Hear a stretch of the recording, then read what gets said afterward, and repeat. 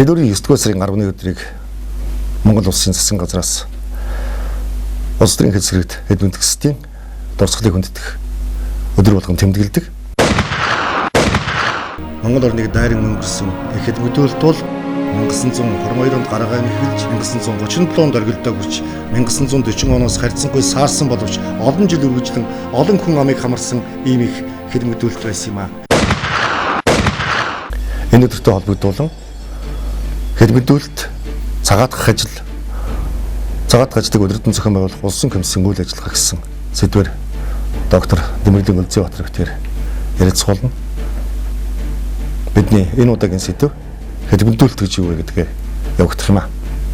Ер нь улс төрийн хэлсгэрт хэд мэдүүлэх гэдэг энэ үйл ажиллагаа 20 дугаар зууны Монголын түүхэнд яг хэдийн үеэс эхэлж орж ирсэн байт юм бэ? Энэ ер нь 1930-аад онд голдон явагдаад өнгөрсөн юм уу? Эсвэл 20 дугаар зууны бүр ихэнх үеэс орж ирсэн байх уу? Энэ өнгөрсөн 20 дугаар зууны Монголын түүх бол ялангуяа ихний хагас нь тэр чигээрээ монголчуудын тусгаар тогтнолын төлөө хийсэн тэмцлийн жилүүд байна. Тэгэхээр энэ тусгаар тогтнолынхон төлөө хийсэн тэмцлийн явцад монголчуудад тохиолдсон хамгийн том эмгэнэлт үйл явдал бол одоо бидний энэ 1930-40 оны хэлмэгдүүлэлт гэж нэрлэдэг байгаа энэ үйл явц.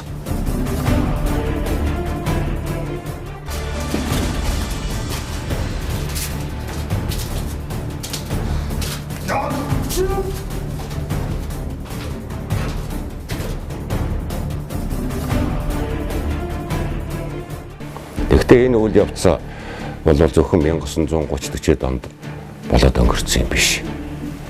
Энэ үйл явцын Монголд болсон өрнөсөн шалтгаан бол Монголын тухайн үеийн улс төрийн байдалтай нэгт холбоотой. 1911 оны цагаагчин гахай жилийн хувьсгалаар монголчууд Манжин хоёр хөлөг төлхөн унгаж тусгаар тогтнолоо тунхаглан зарласан. Тэгэхээр энэ монголчуудын тусгаар тогтнолыг их гүрнүүд тэм тавтаа хүлээж аваагүй.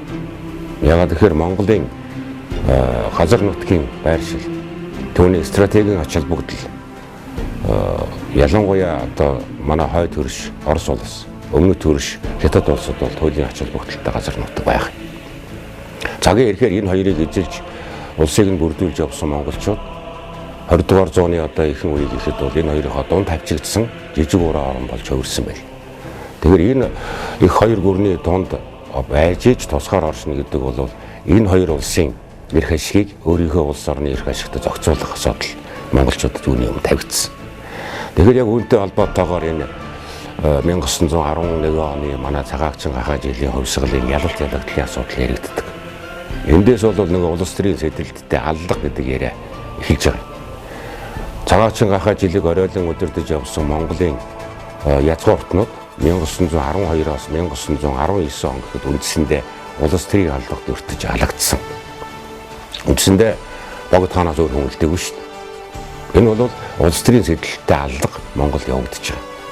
Хятадын зүгээс энэ аллаг хийгдсэн, Орос улсын зүгээс энэ аллаг хийгдсэн, 3 дугаар дотоодын зөрөлдөөний улмаас энэ бас аллаг хийгдсэн юм. Ноёдын дунд үзэл бодлын зөрүү, үйл явдлын одоо өрнөлтөм энэ бүхэнд нөлөөлж байгаа.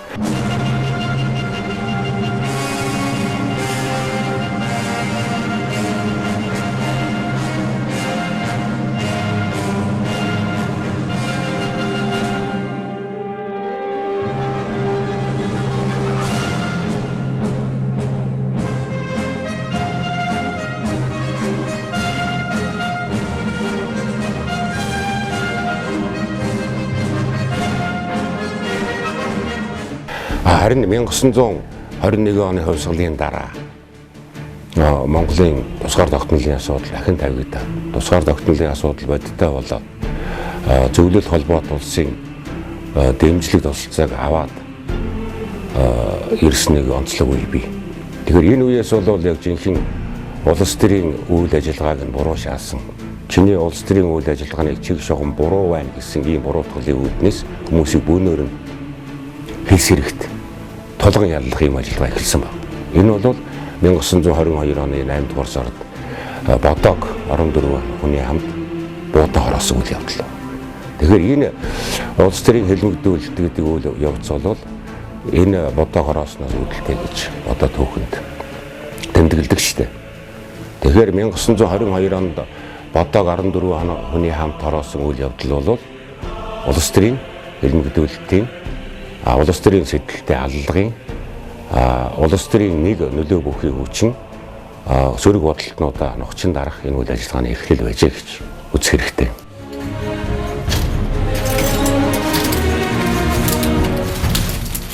Эхний үе шатн Монголын хувьсгалыг зөвлөлтийн загварт оруулахын тулд Монголын улс төрийн лидерүүдийг хэлмэгдүүлэлтэнд өртүүлжээ. 1922 онд одоо улс төрийн үзэл бодол болон одоо санаа нийлэхгүй байх ч юм уу. Энэ талаас нь тодорхой үзэл бодлыг шахан тулгахын тулд хүмүүсийг хэлмэгдүүлсэн одоо ерөөсөө бодоогийн тухай бид нар ярилцлаа тийм. Тэгэхээр үнээс хойш үргэлжлүүлээд одоо нэг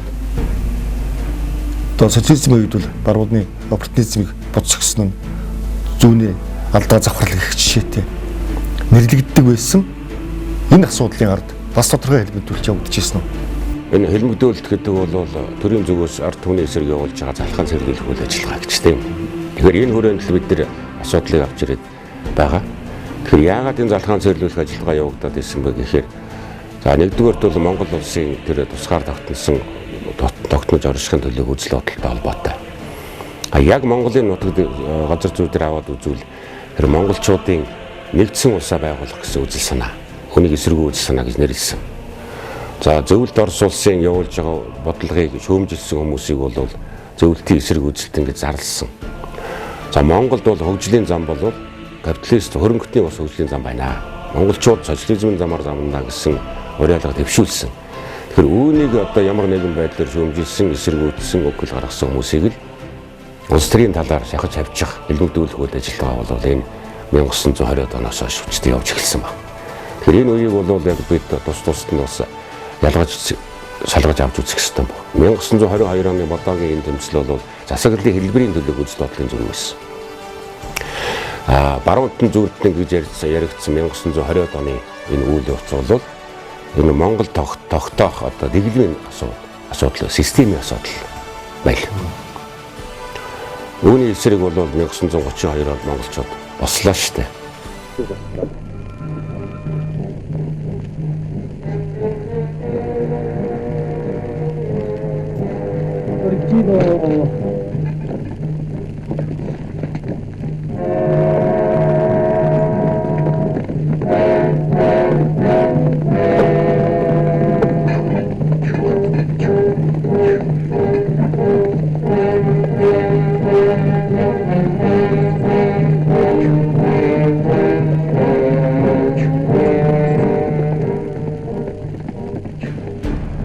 Шашин хөдөлгөөний эсрэг хийсэн үйл ажиллагаа, ард түмний амьдрах эрхийн талд жид төрөнгийн ураасан үйл ажиллагаа бол нийт монголчуудын дуруу хүслийг хүргэсэн. Энэ нь бол 1930 оны нөгөө 4-0-т 1932 оны бослогоор илэрсэн. Энэ хэсэг хэрэг баг. Энэ дотор бас олон хүмүүс энэ өртлөө штэ. Нутаг орноо хаяад дөрвж нөгөөд гадаад гарна гэдэг бол бас л одоо шагалт тавьчлалтын нэг хэлбэр баг.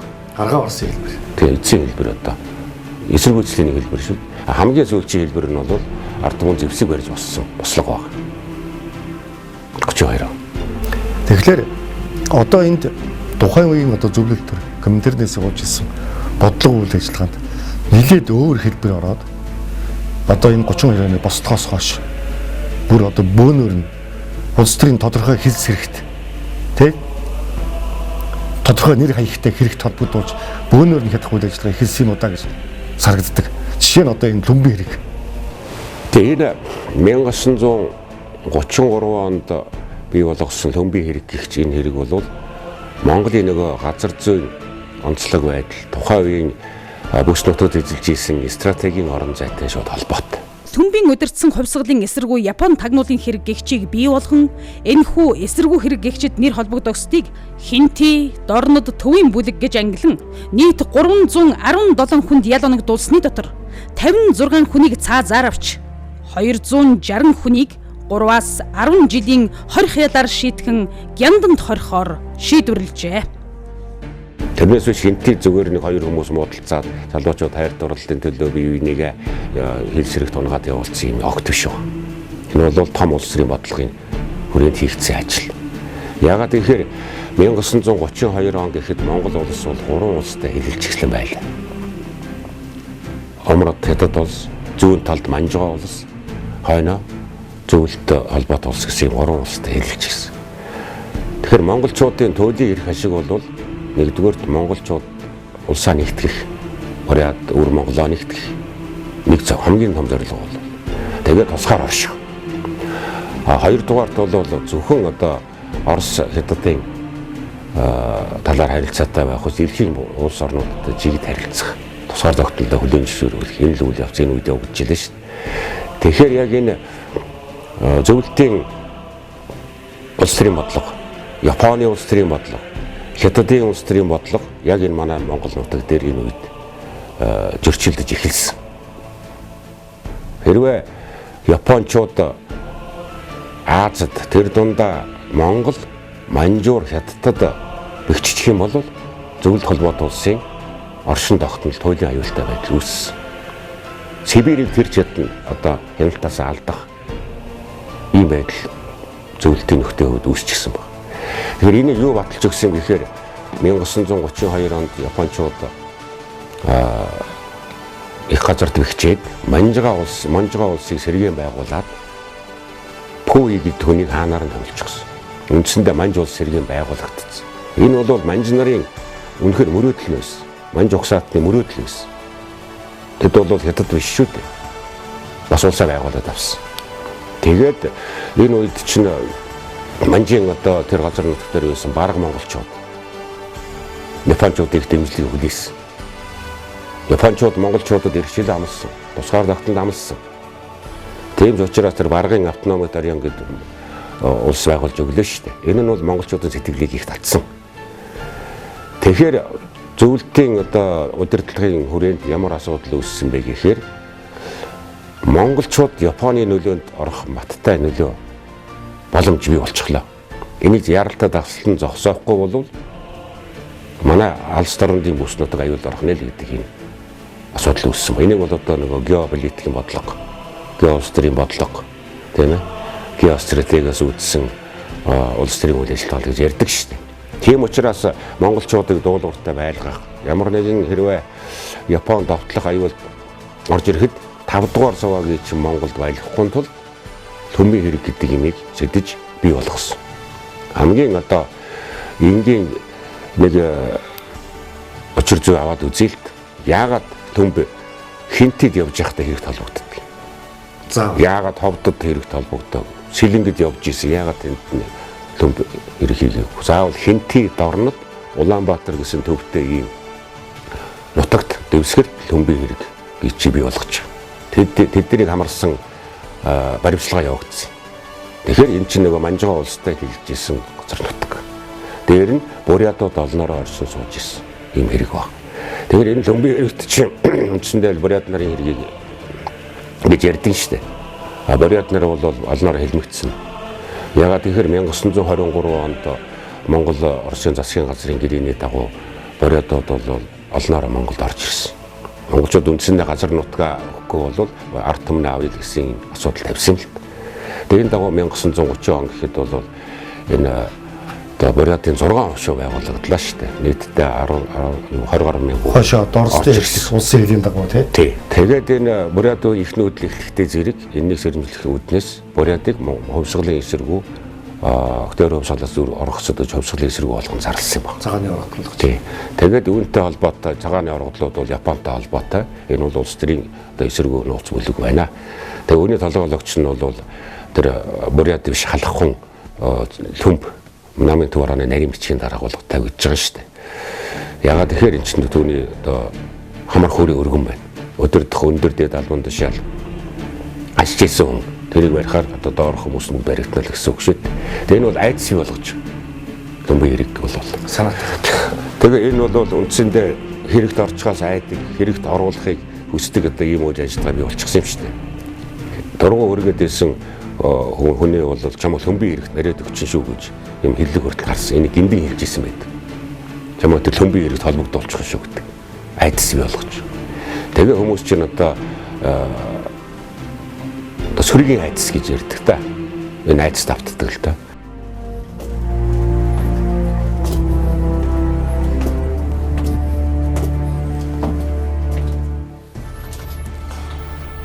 Япон тагнуулын хувьсгалын эсэргүү төмбийн хэрэг гэгчид нэр холбогдсон 115 бригад болон 700 гаруй бүрээд өрх айлыг Монгол улсын нутгаас албадан хөөн гаргах тушаалыг бүгд найрамдах Монгол Ард улсын ерөнхий сайдад хүчээр тулган нууцаар гаргуулсан байна.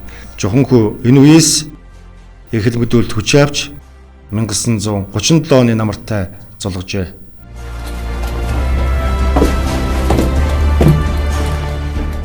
Энэ 37-оос 40 онд болсон гиндэн дэмдээ хэрэг, лам нарын төв хэмээх эсэргүү хэрэг гэдэг компаниад хэрэг гэдэг учир томгийн олон хэрэг болов. Тэгээ одоо ерөөсөө л энэ үйл ажиллагааг батжуулж дуулууртай хүчнээр бий болгож байгаа. Нэгд. Тэгээ Монгол эсэргүү зөвхөн байхгүй болгож. Зөвлөлт холбоот улсын бодлогыг Монгол эсэргүү зөвхөн байхгүй болгосон л үйл хэрэг.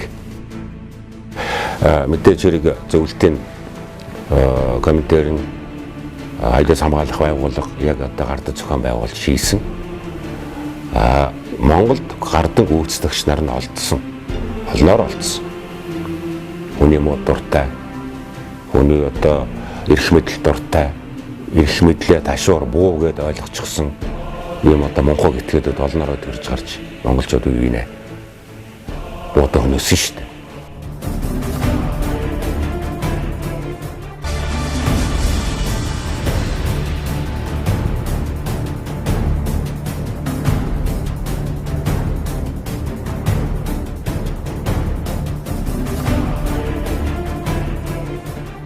Тэгэхээр одоо бид хоёрын яриа 1930-ад оны эрхэл мэдүүлэлт рүү ороод ирж байна л да. Тэгэхээр энэ дундаас 1937 оны 9-р сарын 10-ны шөнөөр тооцож 9-р сарын 10-ны өдрийг онцгойлон одоо улс төрийн хэсрэгт хэлбэн текстийн дурсгалыг хөндөх өдөр болгосны учир нь юу юм? Энд 9-р сарын 10 нь юу нь юу болсон бэ?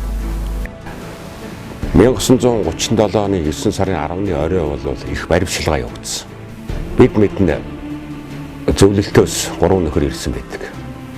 Переновский, Смирнов, Миронов хурж ирээд яг чойбсон 8 сарын 27-ны өдөр Заагур гэдэг нэртэй хувьсгалын эсэргүү нууц үлэг танаад ажиллаж байна гэж 115 хүний нэрсийн жагсаалтыг өгсөн.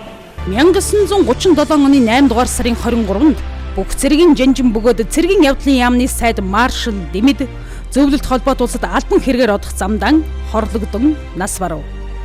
Түүнээс ганцхан хоногийн дараа эрх зам зууран Дэмэд жанчны амийг бүрдгсэн зөвлөлт холбоот улсын дотоод хэргийн ардын комиссарын газрын орлогч дарга Приновский, батлан хамгаалахын ардын комиссарантын орлогч Смирнов зөвлөлт холбоот улсаас бүгд найрамдах Монгол ард улсад суухаар шинээр томилогдсон бүрэн эрх дэлчин төлөөлөгч Миронов нар Улаанбаатарт ирж Японоос бүгд найрамдах Монгол ард улсыг эзлэх төлөвлөгөө гэгчийг Монголын удирдагчдад танилцуулж заговор буюу хуйлдан гэсэн нэртэй хувьсгалын эсэргүү хэмээн гэдэг бүгд найрамдах Монгол ард улсын яамд тусгай газрууд цэргийн яамны удирдах ажилтнаас эхлээд төв орон нутгийн байгууллагын албан хаагчид соёл, шинжлэх ухаан, эрүүлийг хамгаалах салбарын ажилтнуудыг хамарсан 115 хүний нэрсийн жагсаалт болон ерөнхий сайд байсан Пэлжидийн гиндэнгийн мөрдөн байцаалтын мэдүүлэг гэгчийг авчирсан байна.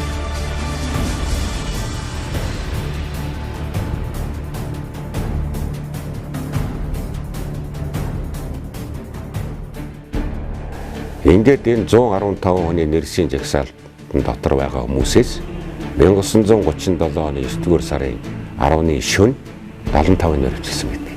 Ердөө ганцхан шөнийн дотор. Тэгэхээр энийг бол яг энэ их баримтчилгааны эхлэл болсон өдрөө эхэл мэдүүлэлтийн одоо эхний оргил одоо давлгаа эхэллээ гэдгийг тэмдэглэж монголчууд 9 сарын 11 энэ нийт одоо улс төрийн хэлэлтээр хэлмэгдэх хэсгийн дурсгалыг хөндөх өдөр болгон тэмдэглэдэг болсон.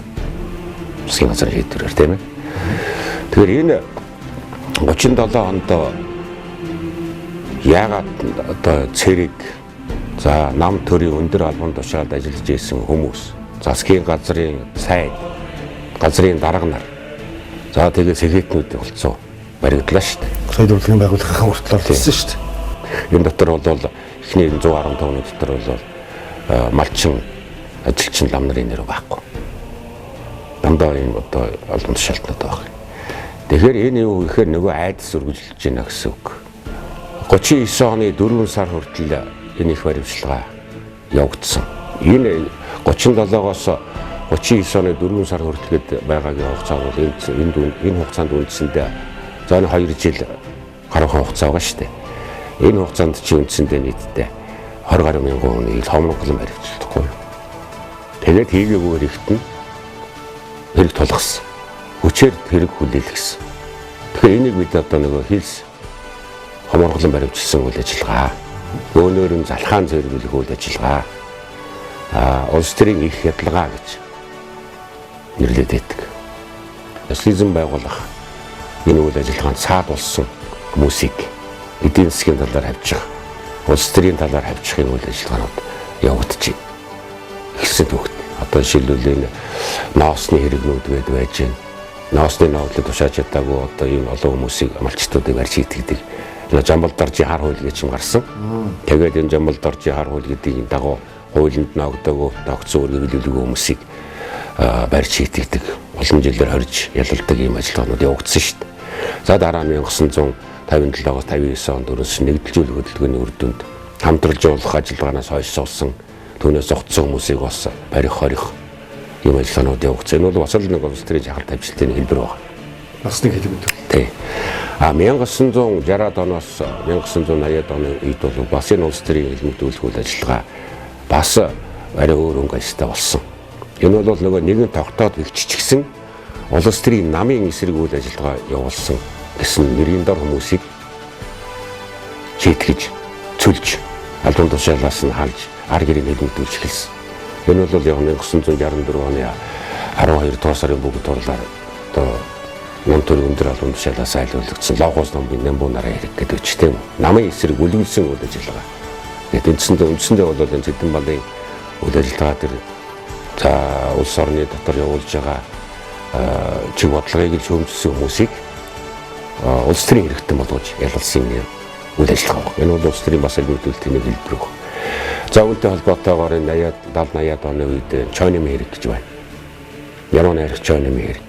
Энэ бол тухайн нийгмийн систем энэ нам төрийн одоо байгаа байдлыг шүүмжил шүлэг итсэн санаа бодлоо илэрхийлсэн хүнийг улс төрийн хэрэгт ялалсан.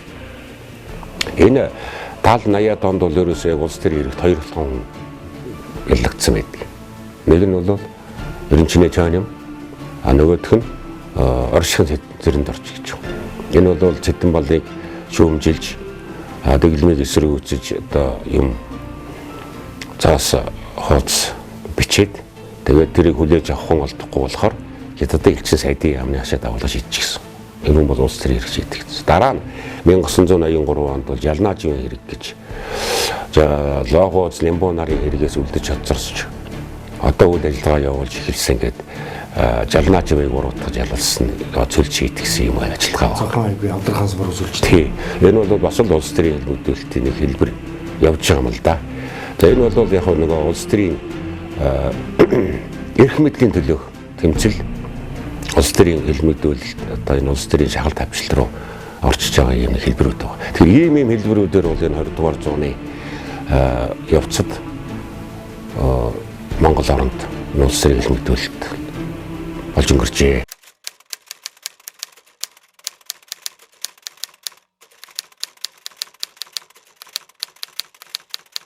Ер нь улс төрийн хэлмэгдүүлэлт гэхэлэр одоо өнөөдөр 20 дугаар зууны Монголын түүхийн сарчуу хэсэг гэдэг тийм бол одоо эрдэмтдийн хувьд ч судлаачдын хувьд ч ард түмний хувьд ч бол тодорхой ойлголт бий болчихсон зүйл.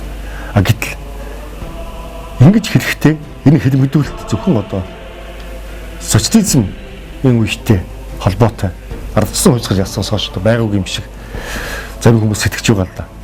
Гэтэл цагаан морин жилийн хувьсгалын дараа 2001 одоо Монгол Улсын хувьсгал маань төв хорооны улс төрийн төвчөнд байсан.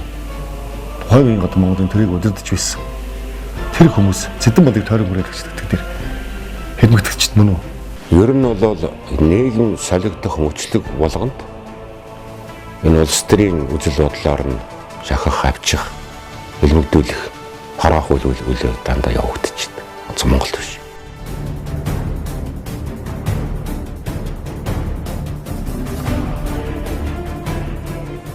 Оны дараа Монгол Ардын Хувьсгалт намын улс төрийн товчооны гишүүн байсан хүмүүсийг Цэдэн болын тойрон хүрээлэгч, тойрон хүрээлэгчдийн хэрэг гэдгээр бас буруутгах ялахыг оролцсон шүү дээ. Гэтэ энэ бол ялла шийдэхийг үлдээ тийм ээ. Хэрэг үүсгээд явж байгаа үедээ хүчингү болоод цагаатсан хэрэг. Гэхдээ үйл явцыг харахаар энэ бол бас л нэг улс төрийн шахалт, авчилт мөн ба.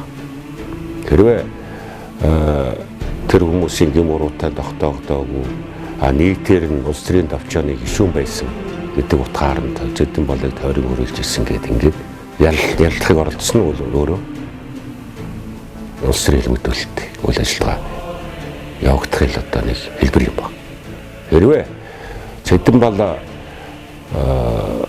буруутаад төвний ялтай тогтоогдоод шүүхэр тийм үү? Шүүхэр шүү дээ. Хэлсэж бай. Хэлсэн бол энэ хүмүүс бас л хэлс ял үүрэх байсан.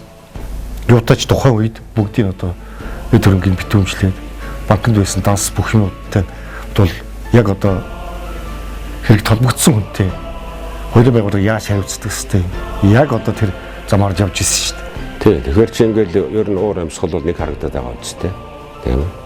Өмнөх дэглэмийг л одоо буруу шаасан нэг үйл явцыг бол хүмүүсийг илмэгдүүлэх гэсэн энэ оролдлого явагдаад байдаг байхгүй. Тэгэхээр энэ улс төрийн үжил бодлын зөрүүгээр үнийг яллах гэсэн энэ үйлдэлүүд бол бас л энэ улс төрийн шахалт авчилтанд гэснээр томьёонд орно. Энэ бүхнийг базаад дүгнэлтэх улс төрийн илмэгдүүлэлтийг бид хэрхэн оч үзэх хэрэгтэй байдаг. Ер нь яг энэ улс төрийн үжил бодол дээр суурилсан энэ хавчил шахалтын үйл ажиллагаа бол хамгийн аюултай. Хүн түүнийг эсэргүүцэх хүч маш мөхсөд. Улс төрийн үйл явц бол юм болгоныг улс төрийн үйл ажиллагаатай холбоод явчихаар хүн хүчин мөхсдөг. Ард түмэн хүчин мөхсдөг. Тэгээ энэ нэг машин эргэчихээр зогсдуу. Энийг манай түүх харуулж байгаа ш. Тэгэхээр энэ бол болоод өнгөрсөн түүх биш. Ерөөсөө түүхэнд ингээ байж идэг, болж идэг, явж идэг үйл явц байна гэдгийг бид нар өөрсдөө сайн мэдрэх хэрэгтэй. Тэгэхээр энээс л сэргийлж явах хэрэгтэй. Үүнийг гаргуулахын тулд одоо нам улс төрийн хүчнүүд бодлогоо одоо маш нарийн зүйл хийсэн байх хэрэгтэй. Өөрийнхөө үндсэн хууль, бусад хууль тогтоомжоор энэ улс төрийн шинжтэй энэ үйл ажиллагаа хавчил шахалт явуулахыг хааж өгөх хэрэгтэй. Энэ үйл явц бол байнга хийж явах хэрэгтэй. Ер нь бол энийг л бид одоо зандаа санаж явах хэрэгтэй. Тэгэхгүй бол улс төрийн илмэгдүүлэлт гарнаа. Ийм л дүгнэлтийг бид хийж явах хэрэгтэй.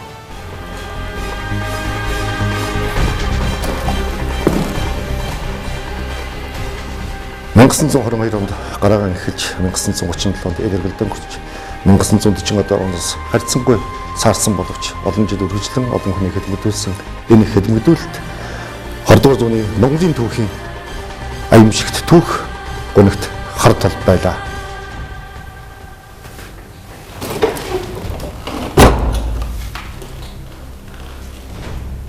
Доктор Дэмэрлийн Өлзий Батар бид хоёр хөдөлмөрлөлтийн тухай сэдвээр ярилцлаа.